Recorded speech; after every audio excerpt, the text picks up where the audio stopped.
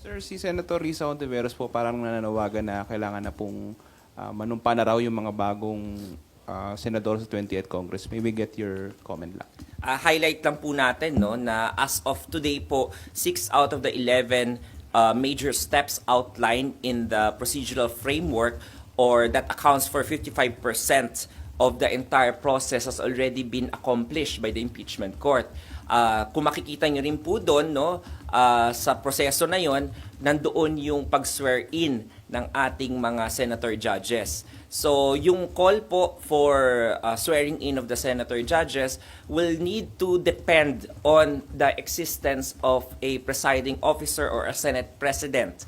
Kasi po, ang senator judges will have to take their oath before the presiding officer. And as you know po, if one Congress adjourns and another begins, the Senate President is going to be elected or re-elected again. So, kailangan po natin hintayin kung kanino pong manunumpa.